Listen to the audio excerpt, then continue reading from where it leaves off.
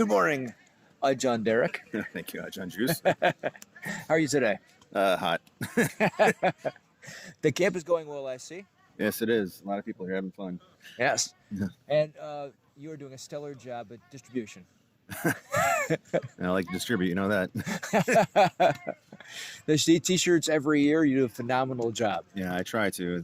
I've been doing it. I guess it got pawned off me by Dave Rawlings back in 2006. I've been kind of doing it ever since. And everything I do is just like, it's not for me. It's just for the camp and for Ajarn Chai when I'm doing this. So it's a very interesting position I hold at the camp. T-shirt dude. That could be a URL by itself. Yeah, I'll put that on my next tie shorts. T-shirt dude. So, when did you meet Ajarn Chai? I met him through Ajarn Scott Anderson. I met him back in 1995 or 96, I believe. He was doing a seminar at Pittsburgh, Pennsylvania, Don Guerin's school. And I had actually driven up with on a Friday night with this guy named Chris and this guy named Matt. And we go and stop at some hotel in somewhere in Pittsburgh. I don't know what it was. And Matt and this guy Chris were like, "Hey, where's a good place to party around here?" And I had been doing all the driving. I really didn't feel like partying. And they said, "Well, there's a sports complex around the corner." So we drive over to the sports complex, and it's actually where the Pittsburgh Penguins do their, I guess, fall training. I don't know how hockey seasons work, but and we go in there for a little bit. It was kind of cool. You can see a minor league hockey team playing at the time. And we'd heard all these wonderful, I would say, horror or entertainment stories about Ajarn Chai coming out. And Chris and Matt had, unfortunately, been partying themselves. I am not, because I was driving. And so we come out of the bar, and standing right in front of us was, in the parking lot, was Ajarn Chai and his son, Little Chai. And I kind of stopped in my tracks. My eyes got super big and wide. And he looked at me, and I just didn't say anything. I just walked around him. And Matt and Chris were like behind me going, dude, that was Ajarn Chai. That was Ajarn Chai. I know, shut up, get in the car. We get back to the hotel, and one of Scott Air's students was checking in. And this guy, Chris, starts hitting on these two girls in the hallway.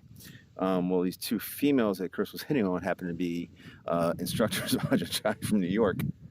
So first day of summer, I don't know what to expect. So Ajarn pulls three of us up on the floor, demo the focus mitt drill, because we were partying in his eyes. And I was the first one to go. He asked me what my name was, slapped me really hard. So I learned never to answer that question. And then he proceeded to pummel on Matt and Chris. And both those guys actually quit. They didn't keep going. And I guess some Ajarn did like smacking me hard, and he knocked some brainstem loose and made me a subservient slave to him. I don't know how that works, but I've been with him ever since. And the guy's he's one of my idols. I always say when it's now, I don't like to idol athletes, celebrities, and musicians. I can admire their talent, but to me, idol is someone who's directly impacted your life. And Ajarn Chai, he's given me a lot.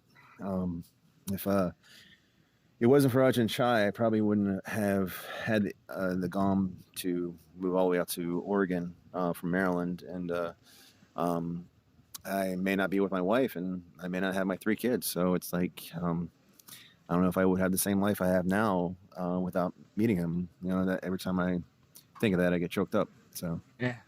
So I guess he's had a big impact in your life. Yeah, as I wipe the tears from my eyes answering that question. Yes. That's awesome. And then how many years have you been at camp now? This is my 18th camp. So is that right? Yeah, I've been at camp every year since 2001, exception in 2002. So 2002 was my last time I missed camp. So okay. Yeah.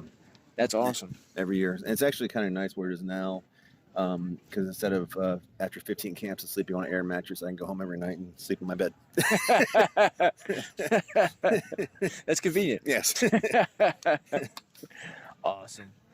Well, is there any any stories of Ajahn Chais that you'd like to open up about?